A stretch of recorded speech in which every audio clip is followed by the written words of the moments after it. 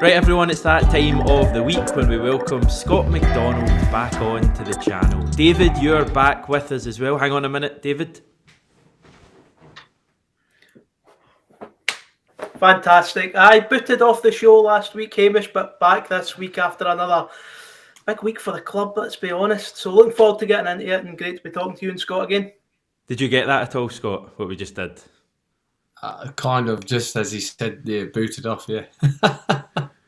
But the whole Jota and Joe Hart thing, it's incredible, isn't it, the footage, David? Yeah. Brilliant. Superb. It just shows the togetherness, to be honest, that they're all talking about. I think they like to show it when they can, so brilliant stuff. Right, we're going to run the rule over last night. Look forward to Raith Rovers as well. We'll bring in some of your comments from last night's live reaction as well. Scott, what were the thoughts on the victory last night? Another hard-fought win. Just another one where you'll hopefully be looking back and being a very particular night, poignant night for them going forward. There's been a few already this season. Sometimes it's not always pretty. And look, we've had our fair share over the last week of beautiful football, and even in the first half last night. But Aberdeen, to their credit, came back into the game, didn't they? And at Pittodrie, we know it's a hard place to go, albeit Celtic record there is phenomenal. The crowds there make it very difficult, and then they get back in the game and you start to worry, don't you? And then go up the other end straight away and score and sort of kill it off. It still had work to do. Joe Hart making a great save as well, and I think for me it's not all about the style. It's about just winning now, isn't it?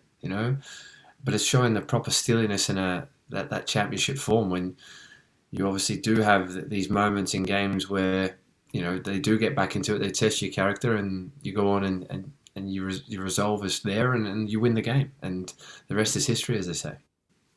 Are we officially in home straight territory yet, guys, or is it too early for that?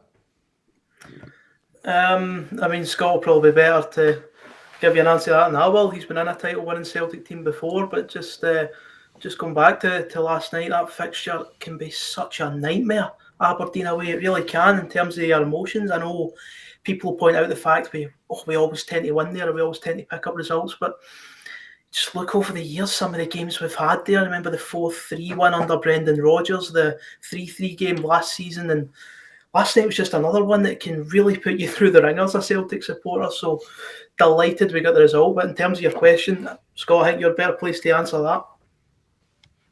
I still think there's far too much football to say that they're on the home straight. We did say last week, though, after the Rangers game, that these next 6 games were really going to set up Celtic. If they were to come out on top in all these games within the league, then you're definitely, from there, you're in the home straight.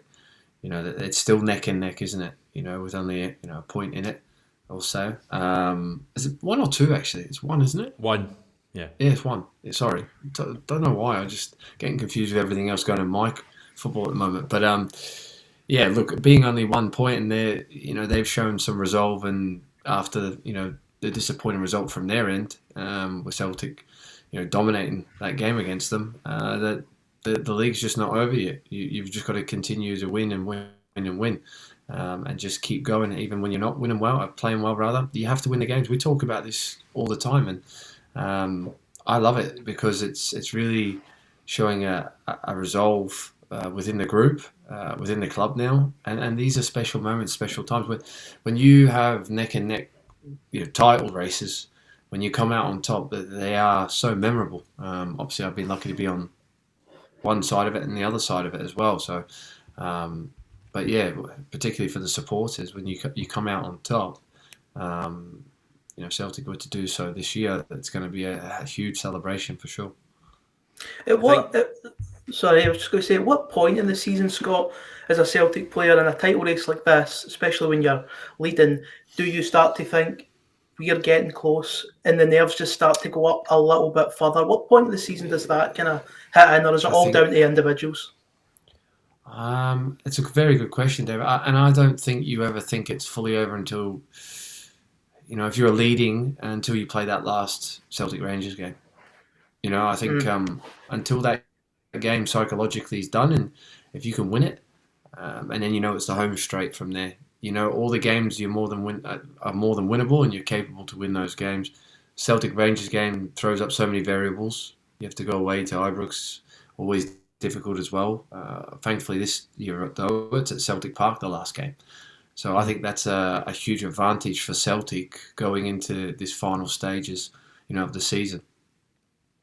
Do you almost just keep it in your pocket? You've got that final derby at Celtic Park.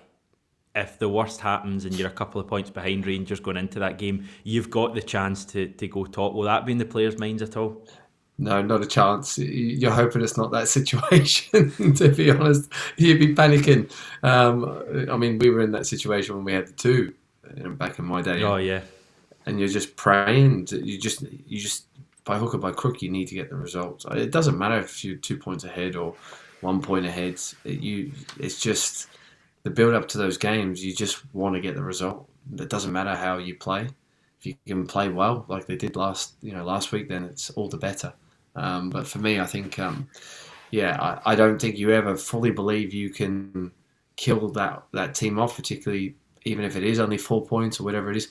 Look, I don't see Rangers going away anywhere. I really don't. I think it is going to be neck and neck throughout the season now, till they play against each other again, and then we'll wait and see. I really think this season is going to be a lot going to go on in terms of the games that they play against each other to the end of the season now.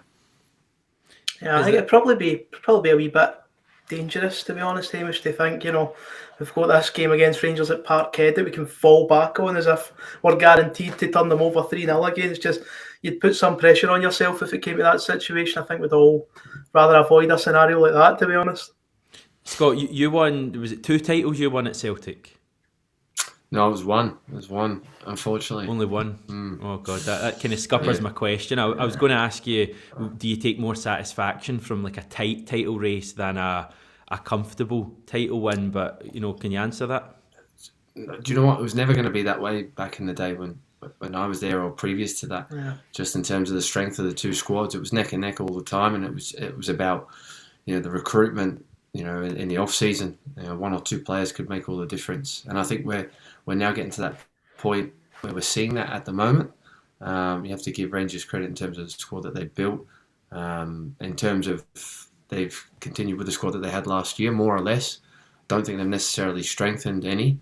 But again, the way Celtic have been able to catch up, we talked about it last week, didn't we, Hamish? 9 new players playing in that game. Under Ange as a new manager as well. Against Rangers the other week, incredible. To think how quick the turnaround's been. I think certainly Celtic go on to win this title, then I think we can see a dominant era once again. A Celtic being in that place for me, for sure, because they only go from strength to strength here for as long as if they win the league under Ange, and Ange is going to stay, and the recruitment that they've already done, if they're to continue that way, hard catching. But again, it's all about winning this one, building, and then you get to the Champions League, and then all of a sudden you can bring a different calibre of player as well, hopefully. No, I was just going to say, I think last night was just a nice wee reminder as well for the players and the supporters as well, how quickly things can just twist and turn when you don't expect it. Some people were expecting us to go to Pittodrie and run away with it. Certainly looked like that at 2-0, but such an unpredictable league, tight, especially a title race like this. It's just can't take it in for granted, and I think Pittodrie last night was a fine example of that. Brilliant to see the ground out. I think that's such an important side to a championship winning team. But yeah, just a wee reminder that we're not going to have it all our own way. It's not going to be 3, 4, 5-0 every week, even though that's what Ange shoots for. But again, just delighted to get through that one. It looked a tricky one on paper, so just buzzing with it, to be honest, Hamish. Who impressed you last night, David? You've got to go with the standout first and foremost, which is Jota. I mean, I think he needed that performance, guys, to be honest. I know he's been back for about a month now, and he started against Hearts, started against Rangers, but if we're being honest with ourselves, he wasn't the main standout in those games. Yesterday was the game changer, and I think you could see there was a bit of relief in him as well. When he got those goals, certainly when he got the first one, he looked like such a relieved man. So I think he really needed that performance last night. Going further sort of back, I think it's the first time in a wee while I've seen the centre backs a little bit ropey. I don't think we dealt with the set pieces very well at all. It was disappointing the 2 goals we lost were from set pieces. But again, you're playing a 38-game season. You're going to lose goals at some point, and you're going to lose goals from set pieces. It happens. As long as it's not a regular occurrence over the next few weeks, not too fussed. Really liked Greg Taylor last night again, Hamish, and I've been one of his critics, particularly last season and maybe even times the first half of the campaign. When Aberdeen were making their comeback and they pulled it back to 2-2, I thought he was one of the ones who really stood out for me as going all in to try and get the lead back and try to hold Aberdeen's momentum. Really like what he's shown under Ange. I think he's looking a lot more comfortable on the ball than he was last season. So for me, I'll go for Jota and Taylor as 2 of my standouts from yesterday. Scott, is it too early to suggest that Greg Taylor may be doing what Anthony Ralston did and really going from a kind of average-ish Celtic player to becoming a real first-team player? No, I don't think so at all. I think you're spot on with that. I think he's stood out. He's performed. Ange has backed him. And I remember we were all saying on here in January that still that left-back position was questionable in terms of can Celtic strengthen in that area. But since the break, and even before that, Taylor's performances have been exemplary. He's not been put out of place at all. He's inverting excellently. He's linking the play, and I think him and Tony. I think if you give them the run of games that they need within the team, their confidence builds. They're within that squad, and I think that's probably shook at Tony a little bit because he's been in and out. I don't think his performance has probably been as good as what they were prior, but still doing a great job. And the squad itself now is really showing signs of why you've got this strength and depth. The 2 players that played last night didn't play from the start on the weekend. They go and score the goals. You leave out Tom Rogic, who was super on the weekend, and then you go and play Jota and O'Reilly, and bang, there you have it again. So it's great problem for Ange, and it's great problem for the club, and it's great for the fans. The strength and depth is there now, particularly when it's going to be coming to the nitty-gritty, and we just don't know in terms of how the bodies are going to hold up, because we know the type of football that Ange likes to play. Some of the players have combust up until this point. So, the football's not my worry. It's just the bodies. But it looks to me that they've got enough bodies now to cope with it, whereas before the window, possibly not. And we still don't even know when Kyogo's going to come back, or if he's going to come back this season. From what I'm getting at the moment. There's a little bit of concern about Kyogo, isn't there, David? I think the latest update was that David Turnbull is 2 or 3 weeks ahead of Kyogo, and even Turnbull, I think, is a wee bit away. So, Ange is always reticent to put, figures on players in terms of when they'll be back. But I would suggest we won't see Kyogo for, at least 5-6 weeks at the earliest. Yeah, it's all kind of guesswork at the minute because Ange hasn't really given too much away on it, which he's probably right to do. So I remember some of the frustrations we had last season when Neil Lennon was putting timelines on players and they weren't returning in that time frame, and it sort of added more criticism onto Lennon. So I think he's quite wise to hold the cards close to his chest. I'm sure Ange has been made aware of some form of timeline, but he just doesn't want to give it out. If Turnbull's 2 to 3 weeks ahead of Kyogo, I thought Turnbull was meant to be back around late February, early March. I'm sure that was the last on that, Hamish. Who knows if that turns out to be the case. But yeah, it is concerning to be without him. But again, Ange has got his options. That's why he's strengthened the squad in case we have injuries like this. And we have Dyson Maid and we have George Giacomakis, who are both doing decent jobs for Celtic at the minute. So we've still racked up 7 wins in 2022 without Kyogo. We're going well. We've managed to overtake Rangers at the top of the league.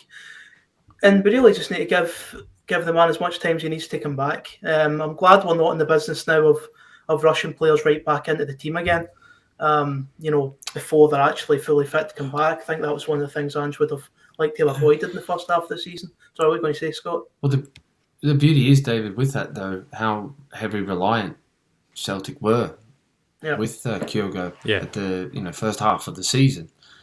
So to have this strength now in numbers and the quality of players that Celtic have got, and you're not really as a fan sitting there going, oh, when's he back? Like there was no Maeda there. Giakoumakis has come in and like you've done, not really been mentioned, been one of those guys that's actually done a really, really good job. But not had the credit probably because he's not scored the goals. But I thought in the Rangers game he threw himself about and it was a nuisance the whole game. And on another day he probably should have had a hat trick in the first half of the game. So that's really pleasing to see him now up to speed and fit. And if he starts scoring goals, it's going to be positive. You've got Maeda now just trying to find his feet. He's probably been the one that's been a little bit slower than the other guys. Gucci's still not played yet. Ideguchi, still yet to see him as well perform. So there's still more to come within the squad as well. It's great times. It really is. Do you know what I love about what's happened this year, 2022 so far? Every single league game, there's been a new hero. If you go way back to Hibs, it was Dyson Maeda. Everyone was talking about. Hearts, it was Giakoumakis that got the winner. If you go to Dundee United, Lila Bada got the last minute winner. Everybody was raving about him. You had Hatat in the Derby game, Rogic at Fir Park, and then last night it's Jota. So many options, like you're saying, Scott. Yeah, every single game it seems to be someone different producing the goods. That must be so valuable for a title-winning team. Absolutely. I think as a manager, you're rubbing your hands together, aren't you? Because everyone's pulling their weight, and in terms of when you're asked upon coming in, that just shows you the culture within the changing room is fantastic at the moment because there's players buying into it and not necessarily always being in the starting 11, coming on making the difference, or the next game making the difference. So, and as we know, there's so much football from now to the end of the season. We're still Europe as well, Scottish Cup to contend with, and obviously the pressures and the games are going to come thick and fast as well as we know it within the league, because there's still going to be a couple of midweek games as well within that later on in the season. So lots to play for, lots of excitement to come, and I'm sure there's going to be more thrilling up and downs as we go along. And I really believe, touching on the league itself, I think the away games for both teams are really going to be where the pendulum swings for either one way or the other within the season itself. I think both teams will be very strong at home to the end of the season. We'll keep pushing across the line. I just think these away games are always tricky, no matter who it is and where they are in the league. From now to the end of the season, they're just going to be tough games. Oh, we saw what Ross County did to Rangers a couple of weeks ago, so that just proves that point. And we get a bit of respite now as well. We go into a cup game at the weekend. We've got European action next Thursday. I think it's a week and a half until we're back in the league. We got this comment from Matt Studley saying, despite not playing that well, Celtic have the 3 points. I think Ange waited to make changes till late to see how his team would adapt to the challenge. Got to love the fact you can now make subs that can impact a game and just wait till the other starters get back. Conference League is a real possibility with this team. Now, Scott, we're not going to have you on next week before Bodo Glimt. Just to get your official thoughts on the Conference League. I've gone on record so many times. I think this is a competition Celtic could do a little bit of damage in. I'm not saying we're going to win it or even reach the final, but I think we could win a few rounds in this competition. I really don't care. I don't mean that in a horrible way. I just want Celtic to win the league. That is it. Get to the Champions League. Let's talk about Champions League, not Conference League. Yeah, that's just the way I really feel about it. I just one of those distractions for me. For me, it's just all about winning the league, Hamish. I'm sorry to put a downer on that for you. Broken my heart, Scott. You've broken my heart. But we'll move on. Can we get our weekly Matt O'Reilly segment out the way then, David? Such a down-to-earth guy, David. Matt O'Reilly, that is. And you can tell that the way he comes across. Celtic have him doing press basically after every single match. I mean, he's on press more than Ange, pretty much. And he's a hell of a player as well. Yep, I mean, it's been probably... Is he deciding a January? Is he our biggest acquisition in the January transfer window? You know, he might not have the pizzazz and the sort of the intrigue that the J League players that we've signed have, but he's been superb. He really has, on and off the pitch. I think he speaks really well in his interviews. I think he's slotted right into that midfield superbly. Probably not how he imagined his first Celtic goal was going to be, a big meaty deflection into the bottom corner. But I think even watching his interview last night, he seemed quite relieved to have got it. He had a good game. I actually don't think it was his best. I actually don't think the game last night was his best performance. So, hey, listen, he set a high bar. I don't think many in the midfield had a great game last night, to be fair. But he's been some recruit, and he's getting into all these different challenges, the toughest challenges we have domestically, and he's doing a job for us. So I can't complain, Hamish. It's been a hell of a signing. Do you know what I love about that, David? Is that, yes, I'd probably agree with you in a sense, but he set up one and scored one, but he didn't have such a good game. That's true. But that's but that's the expectation. That's but that's what he set upon himself in such a short space of time, isn't it? And what your expectations are. And by the way, in terms of and the guy won't thank me for saying this, but I actually think the reason, and not because he speaks well, because he does. But Ian Jamieson will be putting him up every single time, probably because he's the only one that speaks English from the new signings that came. And he's coerced him to get it in there because everyone else just says no to Jamo. That's a fact. Like when you're asked to do the media at Celtic, like, no, not this week. And so he'll just coerce. And then, sure enough, when time goes on, O'Reilly will start going, nah, I'm not doing it either. And then Jamo's standing in the middle of the hallway going, who do I get? Who do I get? That's what usually happens. So you get a chance to veto it if you don't want to do it. I thought they had to do it, to be honest. I didn't know it was optional. Well, at times, yes. At times, it depends. It depends how early Jamo's got you and he's coerced you to do it. That's the thing. And the boys didn't take the piss out of you after that as well because he's got you again. He's got you again. So I think O'Reilly's one of them at the moment that Jamo's just got him and he just keeps bringing him in. Come on again. So I'm not sure how long that will last. I thought you were going to say he's doing the interviews because he's so stunningly handsome. I thought that's what you were going to get at, Scott McDonald, because he is one of the best looking players we've had in a number of years. David, you would go along with that? I mean, I suppose I've not really been listing them out, to be honest, but he's a good looking boy, I guess. Certainly better looking than me, so fair play to him. But really, it's his performances on the pitch, innit, that matter. I don't really know where to go with that, to be honest. I love just putting you in these awkward situations, David. Scott, where does he rank you? Most handsome Celtic player list? Oh, I've no idea. No idea. Again, I've not really looked at him in that way. He's a good footballer. That's all I know. Thanks, lads. Appreciate that. We scored virtually from kick-off yesterday, which was excellent. We did it in the cup final against Hibs. We did it against Rangers and Motherwell too. So it's clearly something that Ange is, another sign of the Ange influence being felt in this team. We move forward to Raith Rovers now on Sunday. Changes for this game, Scott? Are we expecting a lot of them? I would expect so.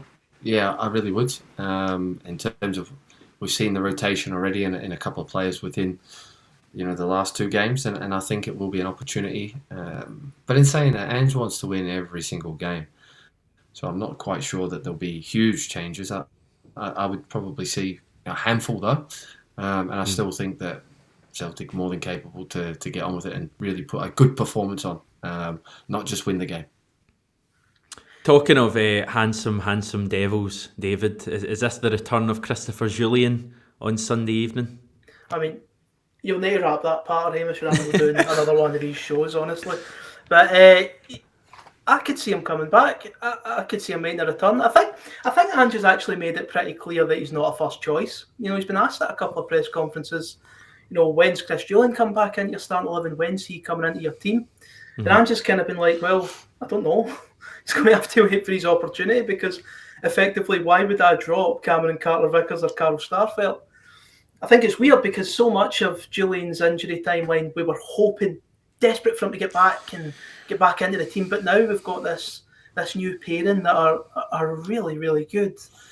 And Chris just doesn't come right back in. But I think Ange might see the Raith Rovers games a chance to give a few players some minutes. He doesn't like playing weak teams, does he, guys? I mean, he doesn't like to make 8, 9, 10 changes to his team. He's not a manager that seems to want to do that.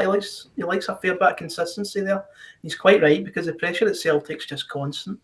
Imagine what a shock against Raith Rovers would do. It's happened before, hasn't it? Yeah, it doesn't bear thinking about. So he'll be trying to protect the form, protect the winning run as much as possible. But Julian is a very good football player, and I think it's a good chance for him to get some minutes. Not sure if he'll start. He might do, but I think it could be a case of him coming on. I'm not too sure, Hamish, but I'd expect him to play along with the likes of Liam Scales, maybe even James McCarthy as well. Might get some minutes, but I don't think he'll go much weaker. He's starting 11, to be honest. I don't think it will be quite as weak as maybe some people are suggesting. I've seen predicted lineups with 11 changes and that kind of thing. Ben Doak and all that starting. I don't think he'll do that. I think he'll change a few positions. I think Liam Scales will come in. Potentially Giacomakis will come back in as well. Giacomakis will come in, but I think it's still a game that we want to keep the momentum going, and especially going into Thursday night against Bodo Glimt. But we're looking forward to it. We're going to leave it there, lads. Thanks once again for your time. We'll speak to you soon.